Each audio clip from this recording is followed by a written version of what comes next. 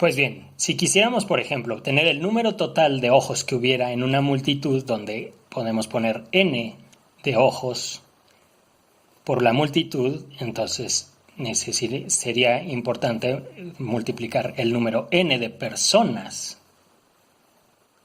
por una nueva constante de proporcionalidad, que sería en este caso 2. Entonces la constante de proporcionalidad sería 2 porque normalmente cada persona tiene 2 ojos. Estoy dibujando fuera del marco, perdón, aquí está. Ahí tienen. Entonces cada persona tiene normalmente 2 ojos. Entonces tenemos que el número de ojos que habría en una multitud de n personas sería de n personas por 2 nos daría el número de ojos. De igual manera también podríamos decir que n personas, que nada más le voy a poner np para que sea más simple, por el número de lenguas. El número de lenguas en la multitud es 1 por persona, entonces sería 1 el número de lenguas. Esta lengua con su labio superior, su labio inferior.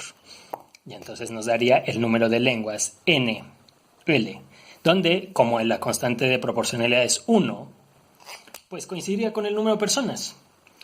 Como pueden ver, esta definición de proporcionalidad funciona muy bien con números enteros. Esto es muy conveniente para ciertas cosas que quiero hacer después, pero no tiene por qué ser así, ¿no? Otros ejemplos de proporcionalidad muy naturales son, por ejemplo, los ritmos de consumo. Si yo, por ejemplo, me como más o menos, y esto es verdad, unas 8 tortillas al día aproximadamente, entonces en 10 días me como 80 tortillas, ¿no? Entonces puedo multiplicar por el número de días y me da el número de tortillas consumidas.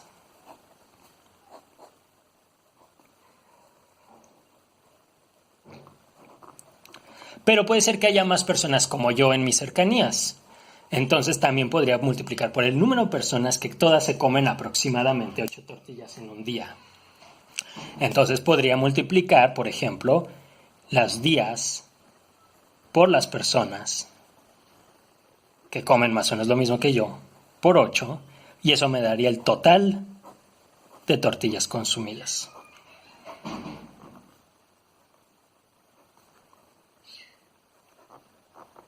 Entonces, el número total de tortillas consumidas es proporcional tanto al número de días transcurrido como al número de personas, lo cual quiere decir que la constante de proporcionalidad es básicamente la proporción de tortillas que se come cada persona cada día. Como pueden ver, es una especie de quebrado. Es el número de tortillas consumidas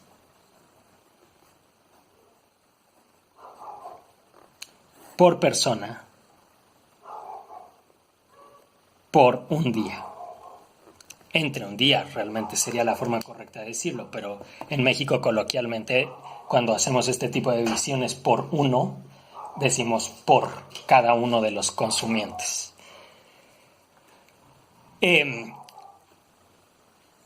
Todo esto seguimos con los números enteros, pero como les dije, no tiene por qué ser así. Por ejemplo, en los precios son proporcionales generalmente a lo que se consume, a menos que le hagan a uno descuento de mayoreo. Entonces, por ejemplo, tenemos que 1 kilo de huevo cuesta 28 pesos. Entonces, la constante de proporcionalidad es el precio por kilo, 28 pesos mexicanos por kilo de huevo. Si yo pido unos 3 kilos, nos tendremos 84 pesos. Que pagar 84 pesos. Pero aquí entonces ya podemos empezar a hablar de números quebrados, porque no podíamos hablar de media persona sin ser un poco grotescos. Entonces, pero sí podemos hablar de medio kilo de huevo. Entonces podemos multiplicar 1/2 por 28 pesos por kilo y nos da 14 pesos, el precio total de medio kilo de huevo. Ese es un ejemplo de proporcionalidad que también permite usar quebrados. Muy bien. Ahora bien, todo esto son proporciones muy directas entre dos cantidades relacionadas casi trivialmente. Pero yo les estaba hablando de algo que tiene que ver con un ritmo de cambio.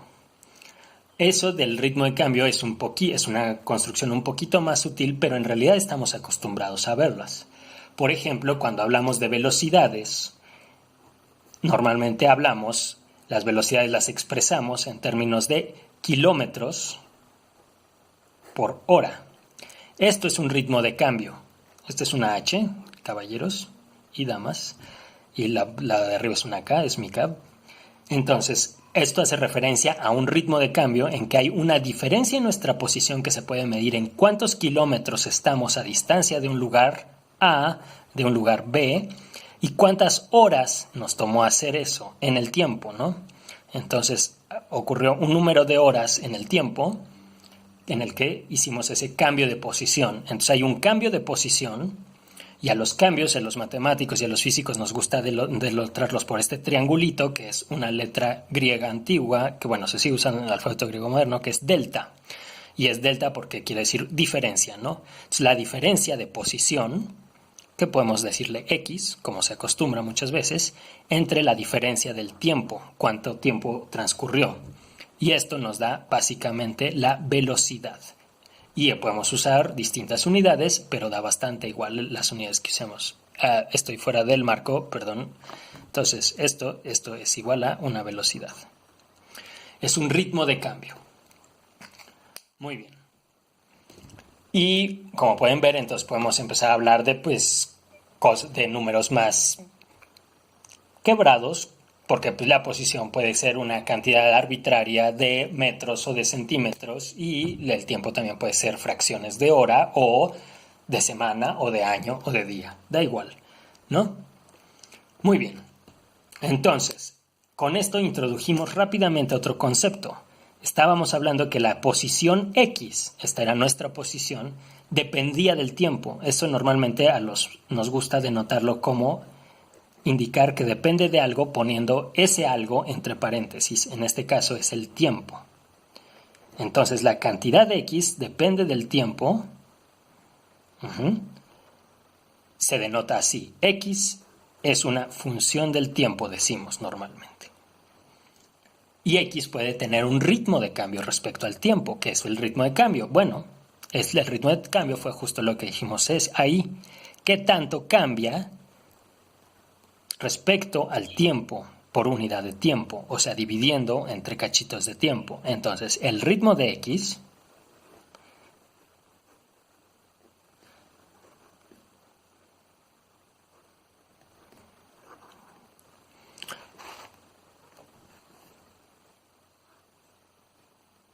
lo vamos a denotar como delta X entre delta T.